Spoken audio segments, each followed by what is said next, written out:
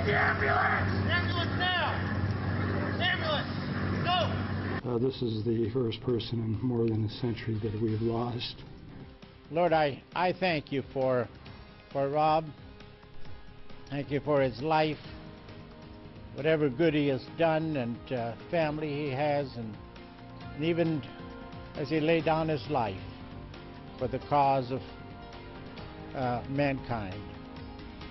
I do pray for his dear wife tonight, that little unborn baby. And from gunfire to tears to silent support, it was quite a somber night tonight for those who knew Reserve Officer Robert Libke. He was shot yesterday in the line of duty in Oregon City, and today he died from his injuries. It was a very emotional day for many people. Even Oregon City's mayor got choked up during a news conference today. We regret his passing. I want to thank all the police officers for their service and the risk that they take on a daily basis. We don't normally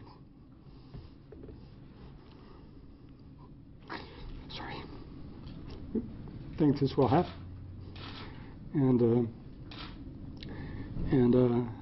I guess that's about all I have to say. Thank you. That was the Oregon City mayor today, obviously very emotional over what happened. Now people from across the area are showing their support. K2's Hillary Lake joins us now in southeast Portland. And Hillary, a lot of people affected by what happened here. Well, whether it's the police escort that brought Officer Libke's body here to the Lincoln Memorial Funeral Home this evening, or the community vigil held in Oregon City just a few hours ago, so many, including his family, friends, and people who don't know him, are still trying to wrap their heads around his death. Car after car, light after light, Officer Robert Libke's brothers and sisters in law enforcement made sure his journey to the funeral home was fit for a hero. Those who didn't know him made sure of that too. The law enforcement officers do not get the respect that they deserve. They're putting their lives on the line every day for us, and it was just a way to say thank you. That's all.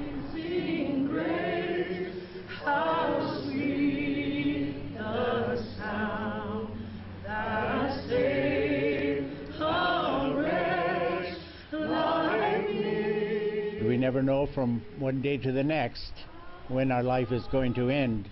In Oregon City, the community came together to grieve for a man who touched more lives than he ever knew, led by Portland Police volunteer Chaplain Jimmie Knodel. And our hearts go out to that mother, that wife, and others in the family, and our fellow policemen. And his family also showed up, cousins who called him Rob, overwhelmed by all this love.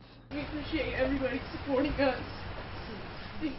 Surely goodness and mercy shall follow me all the days of my life, and I shall dwell in the house of the Lord forever.